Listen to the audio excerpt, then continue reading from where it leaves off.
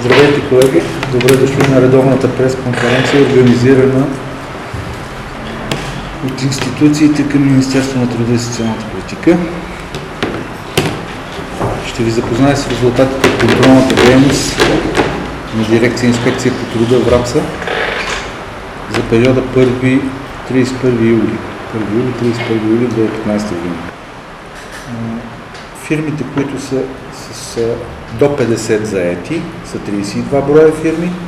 Фирми до 250 заети, 13 броя фирми и над 250 заети само 2 броя фирми.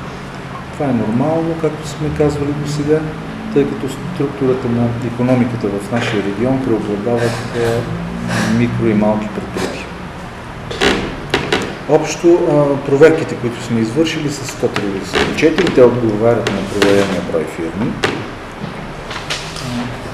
Тези проверки са съответно по планирани предварително в националния план на Главна инспекция по труда по национални и областни програми. Това са 82 броя проверки по тези програми. За непланирана дейност сме извършили както следва. 37 проверки сме направили последващи за контрол на дадени предписания преди това от инспекцията по труда.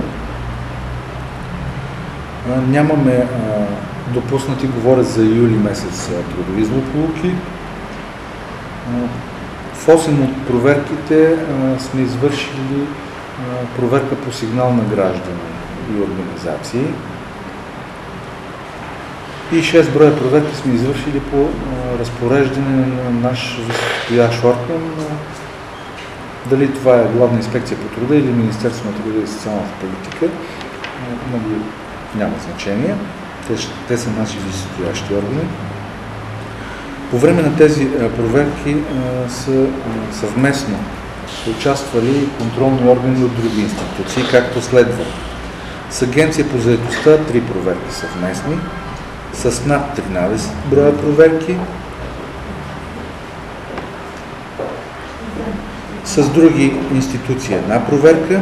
В 3 проверки са участвали представители на синдикални организации, като наши партньори в тристранния диалог, и в 9 проверки са участвали и представители на комитетите и групите по условия на труд на представители на работниците и служителите в самите предприятия. Общо за периода инспекторите са констатирали 577 нарушения. Нямаме неизпълнени предписания от предходни проверки. Разпределението на проверките е както и преди. Преобладават на нарушенията, преобладават нарушенията, свързани с трудовите правоотношения. Те са 249 броя. След тях са нарушенията, свързани с здравословни и безопасни условия на труд. Нормално е тези два типа нарушения да бъдат повече, тъй като те са свързани с организация на документацията и документооборота в съответните фирми. По безопасността на труда 59 имаме нарушения. Това са директно свързани с безопасността на работата на работещи и служители. Няма фрапиращи нарушения, все пак са свързани с безопасността. По хигиена на труда имаме 74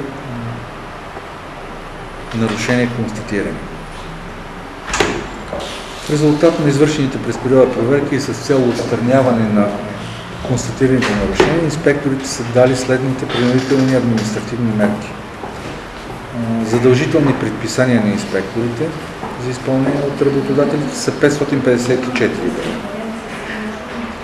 10 са спрените машини и съоръжения. Те са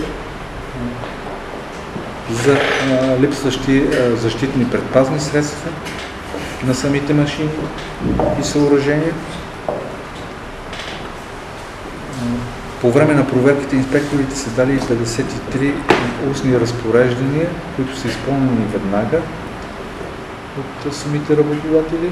Те са за маловажни случаи и за тях не са дадени принудителни административни мерки, не са приложени. По Потърсили сме и административно-наказателна отговорност. Съставили сме 8 акта за нарушения на трудовото законодателство. Както ви казах, нямаме актове за неизпълнени предписания. Това е добре. Работодателите са взели в предвид нашите предписания и са ги изпълнили на време. Санкционирани са 8 работодатели в качеството им на юридически лица. Това са фирмите. Нямаме санкционирани длъжностни лица, работници и служители. През периода сме връчили 21 наказателни постановления за сумата от 24 000 лв.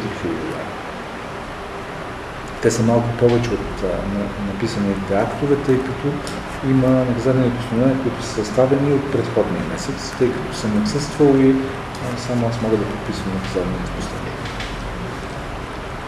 Както ви казах, през юли месец нямаме регистрирани тежки трудови злополуки.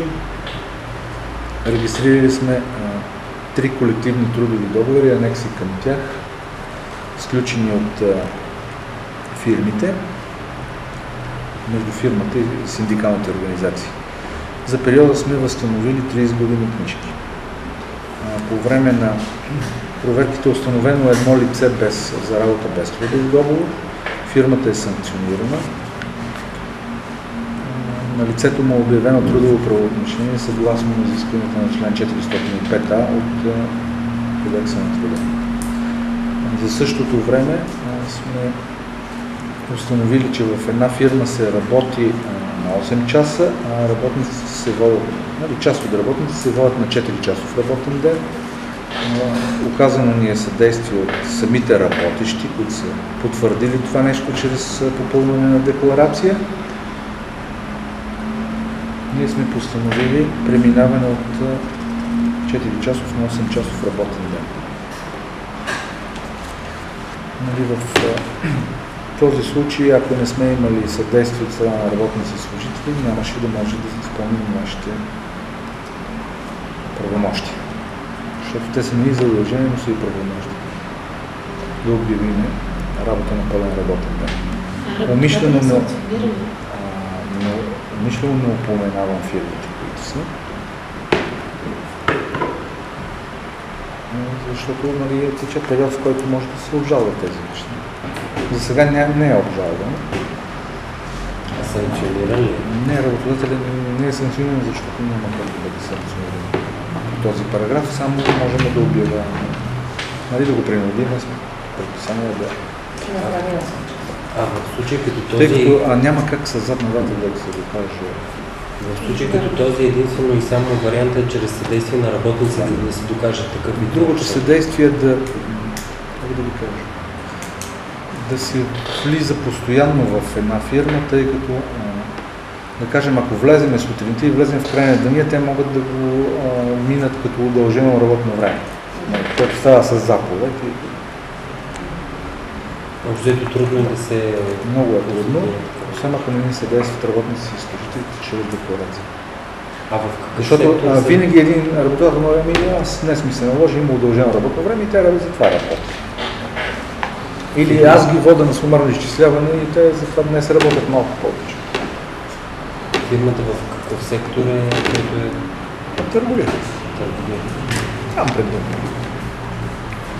Търговия. Разпределителство.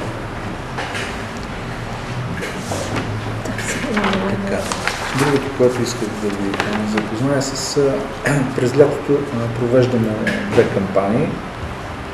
Едната е в строителство, тя продължава и преди. Предимно в нашия регион е насочена към водните цикли. Проверяваме дейностите по водните цикли в съответните населени места. 18 проверки сме направили за юли. Предимно се проверява работа на височина и работа в изкопи. Там са и основните нарушения. Даже през август е имало и злополука, може и да знаете, тъй като аз не съм на работа. Злополуката е свързана с водния цикъл и при строителството на пречиствателна станция. Не е тежка, тъй като на време са малко изкопа е позатиснала там. Земя се е свърта и бутнала е хората. Не е могла да ги затисне. За радост, иначе знаете случаите в Мездра, там двамата с чужденец, което се случи. В Бистрица двама целя човека. Вината тук е била на техническия ръководител, допуснала работа без съответните укрепвания, санкциониране техническия ръководител, глобата ще има ходи, още не е минала през мен, но за първо нарушение минимум 1500. В някои случаи са констатирани забавяне на заплащане на възнаграждение по водениците. Работници се оплакват и от спиране на работа. Няма работа, не работят. Не се знае как ще им бъде заплатено в бъдеще, но и това ще го установим, защото престоя не е по тяхна вина, престоя по вина на фирмите, които изпълняват.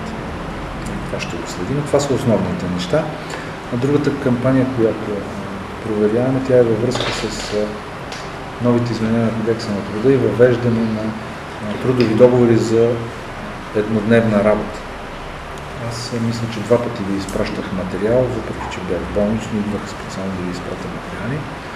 Вие сами сте се запознали от публикации в медии, министър даваше изявления.